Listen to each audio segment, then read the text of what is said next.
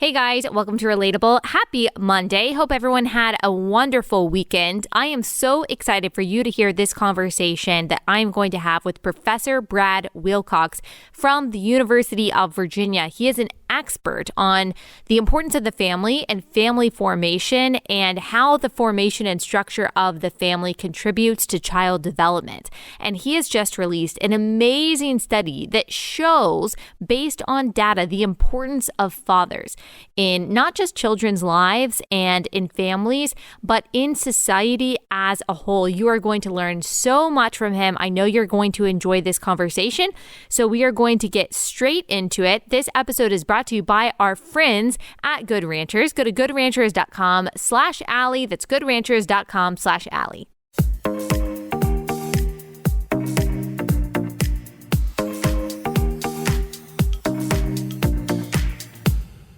Dr. Wilcox, thank you so much for joining us. First, can you tell everyone who you are and what you do? Yeah, I'm a professor of sociology, University of Virginia, and a senior fellow at the Institute for Family Studies. Awesome. And I want to talk to you about this new study that recently came out about fathers, about sons. You've talked about this subject for a long time. I've used your research actually in some of my writing for World Magazine. But before we get into it, can you tell us kind of how you got to the position that you're in now? I didn't know until a couple years ago that there was this institution, this program at the University of Virginia. Some people are going to be surprised by that in liberal academia, that people are even studying this subject. So tell us how you got here, why this interests you, and maybe a little bit of the history of this program at UVA. Yeah, so I got interested in these issues actually as an undergraduate here at the University of Virginia. I kind of came to the realization as someone who was raised in a single mother household that dads were important and that marriage was an institution that kind of connects dads on average to their kids. And then set about to study family at Princeton University in sociology, got a PhD at Princeton, and then came back here to teach at the University of Virginia. And then in 2009, brought the National Marriage Project from Rutgers University, where it was led by David Popenoe and Barbara DeFo Whitehead, to UVA. And since then, the National Marriage Project has sponsored a number of reports and conferences and lectures here at UVA to kind of spotlight the important role that marriage and stable families play in the lives of kids, communities, and our country at large. It's kind of the quick story behind my work on marriage and family life. Well, I'm so glad that this program exists. This is something, of course, that conservatives have been talking about for a long time, the deficit of fathers in the country and how that leads to all kinds of social ills. It seems to be something, at least from our perspective, that many in liberal academia really don't want to touch, or in liberal media, liberal institutions. They don't want to talk about the problem of fatherlessness, how that leads to idle young men, sometimes delinquent young men and young people. Why do you think that is? Why do you think that you are kind of a rarity, or this program is kind of a rarity in academia? That's a great question, Allie. I mean, I think what's striking when you look at the data is how often family and marriage emerges as the number one predictor of things that occupy our public conversation. And yet family is kind of cast to the side. So for instance, when you look at the work of Raj Chetty at Harvard, what he finds is the number one predictor of mobility for poor kids in communities across the U.S. Rags to riches mobility, where they're going from poverty as kids to being successful as adults, it's not race, it's not school spending, it's not inequality, it's two-parent families in a community. It's kind of one example. In our recent brief that you just, I think, mentioned, we find that a family structure is a better predictor of incarceration, of being in prison or in jail for young men, than is race or family income growing up. So family is a huge factor in our lives, our kids' lives, our country's lives, and it's often the elephant in the room. It's the sort of family elephant in the room. I think people are reluctant to talk about family for a couple of reasons. I think one of those reasons is that, all of us make mistakes. All of us have, family members who've made mistakes when it comes to marriage and family life. So there's kind of like a reluctance, I think, to sort of broach the issue, in part for fear of offending people who've made mistakes on the family front.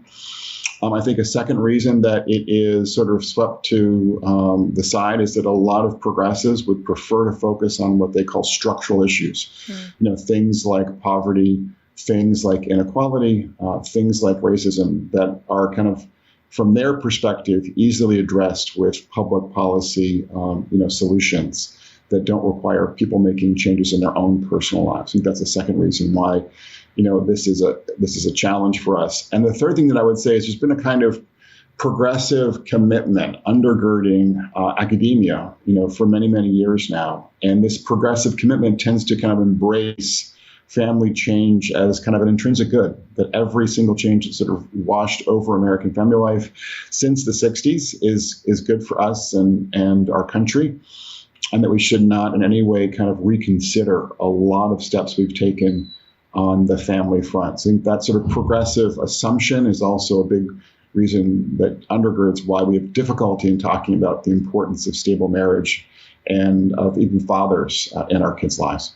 Well, I've heard you say before that progressives kind of have the idea that the only thing that kids need is love and money. And as long as they have that, it doesn't matter if they're raised by a single mom. It doesn't matter if they're raised by two moms or cousins or whatever it is. They kind of have this idea that, this coalition of people can raise a child and that child will be fine as long as their basic needs are met.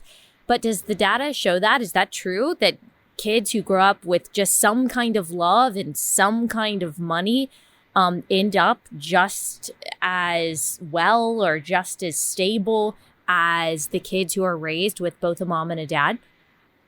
Yeah, that's right. I think what I've been talking about kind of is family diversity theory. And it's this idea, again, as you just put it, that, all that kids require is love and money, and the family structure doesn't really matter for kids.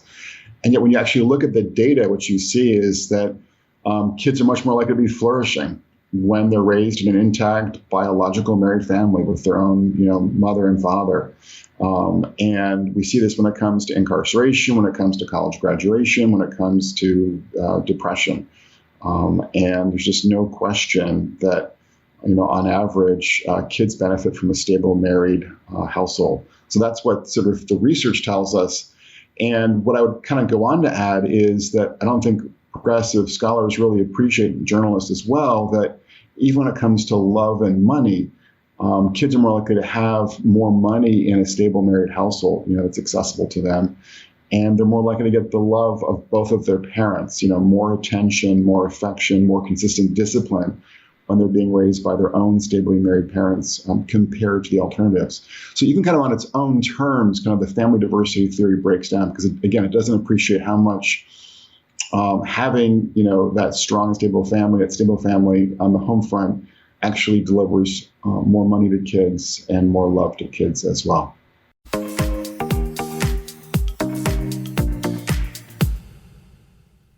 Okay, quick pause to tell you guys about Good Ranchers. You guys know Good Ranchers sends you American meat right to your front door. We're talking high quality stuff. Ethically raised, sustainably sourced, on dry ice, right to your front door. They've got different cuts of steak. They've got chicken, pre-marinated, non-pre-marinated. They've got seafood. We love Good Ranchers in the Stuckey household. I mean, we eat it almost every night. I'm a huge fan of things that make my life easier. And the fact that it tastes good and that it's all from American farms and ranches, that just seals the deal for me. Also, though, they've got another thing going on that I know specifically relatable listeners are going to love. With every order, with every box of meat that you purchase, Good Ranchers is sending food to kids in need. So we are talking about children who often go unfed or end up malnourished from poor access to nutritious food. And now you can join their campaign of feeding these kids by ordering a box of 100% American meat. Giving back never felt or tasted so good. Let's help them hit and pass their goal of 100,000 meals donated. Go to goodranchers.com/Allie or use my code Allie at checkout. Claim your offer of $30 off. Go to goodranchers.com/Allie. That's goodranchers.com/Allie.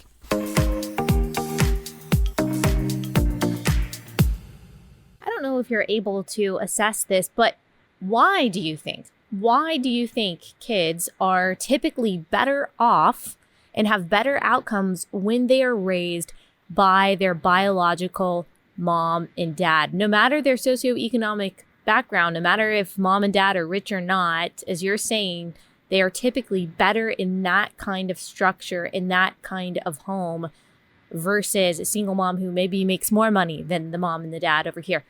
Why do you think that is?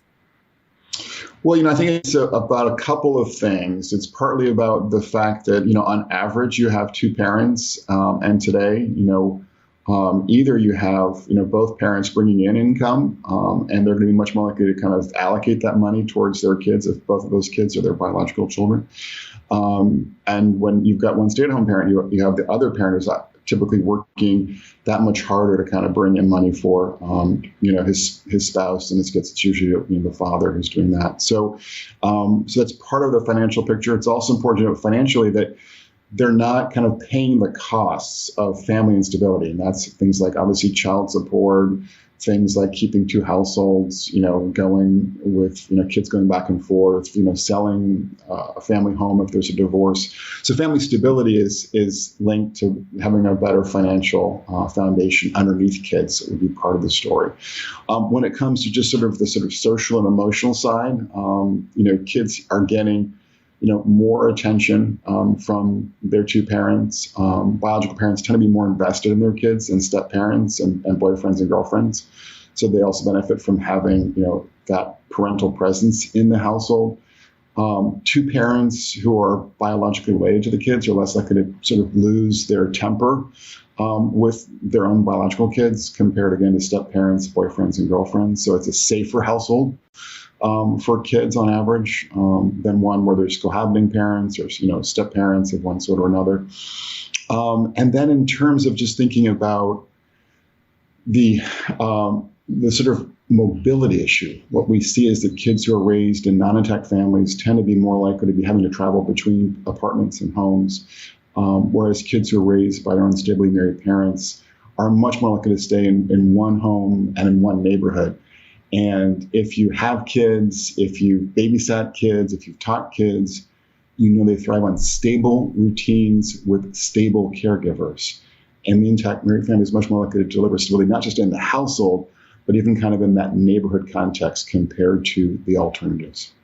Yeah, that makes a lot of sense. And you can see how those who are more driven kind of by ideology within what the data shows really are uncomfortable with that fact, because if your number one value is tolerance, you talked about that family diversity theory or acceptance of any new form of family or any new form of lifestyle or behavior, then really everything else is secondary. Everything else kind of has to submit to that number one value, even the well-being of kids.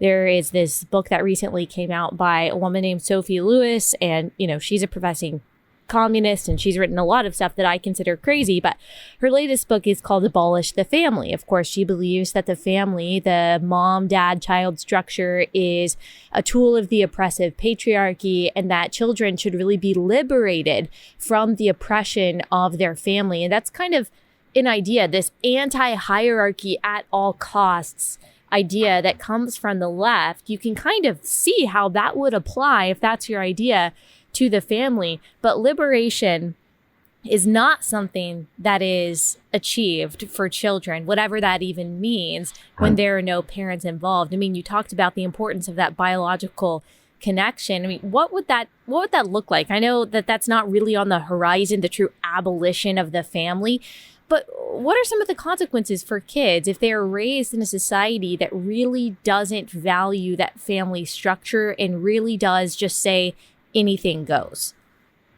Yeah, I think what we're seeing in part is there's a move on the left to kind of replace the family as a core institution with the state, right? And to have the state take a bigger role when it comes to things like, daycare, providing, publicly provided daycare, for instance, would be kind of an example here. Or even too now, unfortunately, kind of sort of seeing public schools kind of given their own power to sort of shape the moral ethos, an orientation of our kids as well, kind of just displace what the parents would like to see happening, in their own public schools, in their own in counties, cities, and towns across America. So this kind of statist orientation is an expression of the kind of viewpoint you were just articulating, although the one you just articulated was pretty extreme. But I think another point to make here is what's striking about our elites often is how much they talk left when it comes to family, but walk right, or how they're kind of supporting a more progressive agenda, in the companies that they lead or in the public initiatives that they champion in state houses across America or in halls of Congress as well. And yet again, on the home front, they're often kind of living a fairly traditional lifestyle. And my colleagues and I looked at this in California, for instance, in a report we called State of Contradiction. And we found in California was that college-educated elites in California were much more likely to embrace publicly family diversity theory, and yet in private had plans to marry before having kids. And again, on the home front, we're much more likely to be stably married than their fellow Californians. So this is kind of one example of how elites in California end up talking left and walking right. And we found even in the heart of Hollywood that there were a few neighborhoods running right through the heart of Hollywood that had exceptionally high rates of two-parent families. And you can imagine sort of the showrunners, the producers, the executives living in those neighborhoods, kind of sitting in the hills of Hollywood, probably are, producing shows and behind, videos, music videos that send a very different, message to the American public. Right. The content that they are producing is telling America that all forms of family life are equal, no matter the family setup or who's taking care of the child. And yet they're not actually living that way, which would maybe speak to the fact that they don't actually believe that. I mean, I'm sure that they would say that they believe that the diversity of families is a good thing for society. But if they really believed it, would they be leading this pretty conservative lifestyle? It doesn't seem that way. So what are the ramifications of that? You're preaching a particular message to average America who is watching Netflix, whatever, they're taking it in and they're thinking, well, I'm going to be just as well if I decide to have kids before I get married. Cohabitation is just as good as getting married. Marriage is just a piece of paper. I mean, that's what we've been hearing for a long time, not to mention the redefinition of marriage and family is two women, two men, whatever it is. And so, what are the ramifications of that? And I guess, why do you think that is? Why is there that state of contradiction between, I know these are two different questions, between the people who live a certain way and are communicating another message to everyone else? Why would that be the case? Why wouldn't they just be consistent? Yeah, so this is right. This is what I call inverted hypocrisy on the part of our elites. Again, they're talking left about family, walking right in practice oftentimes. And I think, how do we explain this and why is it important? Well, I think you can explain it by, sort of underlying the fact that they sort of have some kind of prudential, some kind of tacit understanding that both they, their spouse, and especially their kids are more likely to flourish. I mean, they kind of probably at some level know that if they kind of live the lifestyle that they're preaching to the broader public, it would often be ruinous for their kids. And my own research indicates, released in the last week and a half, that young adults, young men actually, who are raised in non-intact families are more likely to, not go to college, not graduate from college, more likely to end up in prison or in jail, more likely to be idle as 20-something young men. And so at some level, these smart people realize that, stable marriage is good for them and their kids, and they act in the private sphere accordingly. Now, the problem, of course, is that they know they're supposed to be signaling. They're supposed to be signaling in public their allegiance to a very progressive, commitment about family issues and to embrace family diversity theory in public. That's what's going to get them status at work. That's what's going to kind of, get them plaudits among their peers and all this kind of stuff. So they have a kind of progressive, public-facing ideology often because that's, what's demanded of them in their roles as CEOs or as journalists or professors or school superintendents. That's the kind of challenge there. Now, this is problematic, right? Because in the institutions that they control, whether it's, Hollywood companies producing movies and TV shows, or whether it's school superintendents kind of, pushing forward a certain kind of viewpoint in the classroom, they're sending a message to ordinary young adults, to our kids, to our teenagers, that is, one that doesn't underline the importance of marriage and that often underlines the idea that, as you said, anything goes when it comes to family. And so it's problematic insofar as they're advancing a cultural ethos and message that undercuts the values and virtues that are required to forge a good and civil marriage today in America.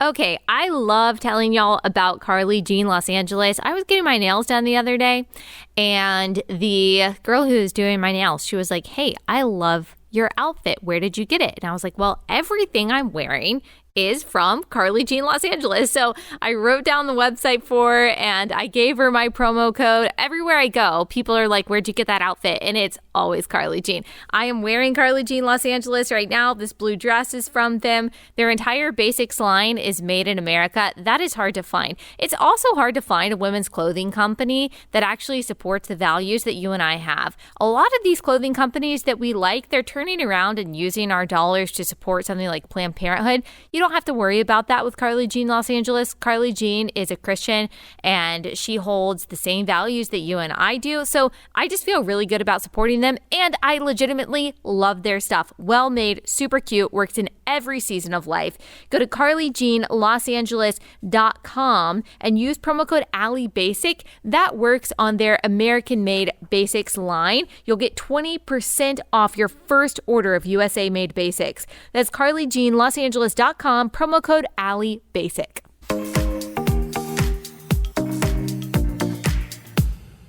Let's talk a little bit about the specifics of the study. Life without father, less college, less work, and more prison for young men growing up without their biological father.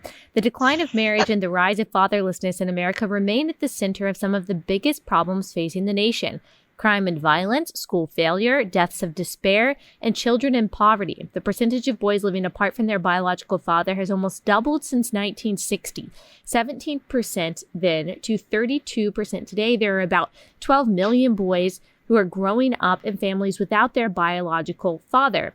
They are twice as likely to graduate college by their late 20s versus those without a biological dad. So young men with a biological dad are twice as likely to graduate college than those raised without. Young men who are idle, so not working or going to school, is almost double when there is no biological father. And I've said this before, I'm not saying this is what you say in your study in particular, but I've said there is nothing more dangerous than a man with no purpose, with nothing to live for, with no one to live for. There is really nothing more dangerous than an idle man, really an idle anyone, but especially a man. That's another topic that it seems like progressivism doesn't really want to cover, that there is this inherent difference. There is a difference in the innate drives of men and women. Yes, we all need purpose. We all need to know why we're here, what we're doing, and to be productive.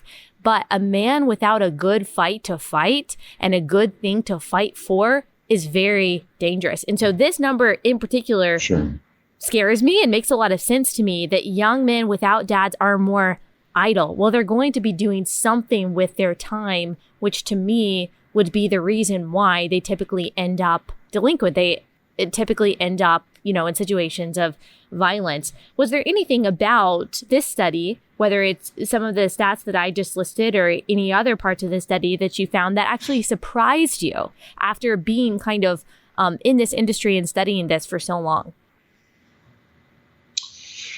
Not exactly, Allie. I don't think I was particularly surprised. It is striking, though, how large, for instance, as you mentioned, we do find there's a marked increase in risk of idleness and incarceration for young men who are being raised without their fathers in the household. But it was striking to me looking at the college trends. We just saw a big Wall Street Journal article, I'm sure you talked about it earlier, in the last year that kind of chronicled this growing gap in our colleges between men and women. We're headed now to a world where about 60% of college students are female, about 40% are male. So a big gender divide in colleges in America. And what we see here in this research is that 14% of young men who grown up without their fathers are graduating from college, compared to 35% of young men who are graduating from college when their dad's present in the household. This is a large gap, and that was actually surprising how large it was.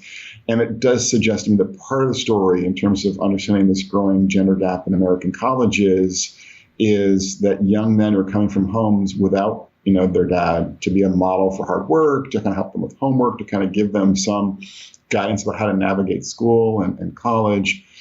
These young men are the ones who are particularly likely to be absent from our nation's campuses And this is problematic in part, of course, because men who don't graduate from college today are more likely to be floundering in our labor markets, and then also to be much less attractive as husbands, later on as well. So the sort of education story here was kind of striking to me. Yeah. So it's not like these young men are not going to college, but they're starting these successful businesses. They're becoming entrepreneurs. They're being productive in other ways. They're often falling into the idleness that can then kind of have a domino effect on the rest of their life and inhibit success in other ways. Right. Although, of course, I think probably, as you would appreciate, one idea that I've been thinking about a lot, lately is this idea that we need to be doing a lot more to strengthen vocational education, to recognize and appreciate that a lot of guys need not go to college to flourish. The problem is we don't have programs in most, towns and cities that would do that. Right. Yeah, I certainly don't think that going to college is going to be the answer for male flourishing in the United States. I think it's the problem of the absence of alternatives, that when they're not going to college, they're also not, they don't have a leg up on life, is what you're talking about here.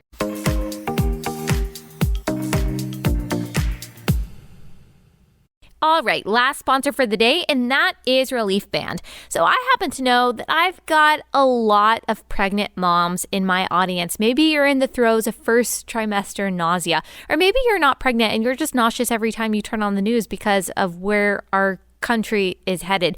In that case, you need Relief Band. This is the #1 FDA cleared anti-nausea wristband that has been clinically proven to quickly relieve and effectively prevent nausea and vomiting associated with motion sickness, anxiety, migraines, morning sickness, chemotherapy, and so much more. It was developed over 20 years ago to relieve the nausea in chemo patients, and now it's been used by thousands and thousands of people who struggle with nausea. My sister-in-law, she's always gotten motion sickness, especially when she's in the car for a long period of time, and Relief Band has been a huge help to her. You don't have to worry about any side effects. You don't have to worry about taking medicine. You're not sure if you want to take it because of different effects that it could have. You don't have to worry about that with Relief Band. All it does is stimulates a nerve in your wrist that tells your brain to then tell your stomach to not be nauseous. It's really awesome technology and it really works. So go to reliefband.com, use my promo code Allie for 20% off plus free shipping. That's RELIEFBAND.com. Use my promo code Allie for 20% off plus free shipping. Reliefband.com, code Allie.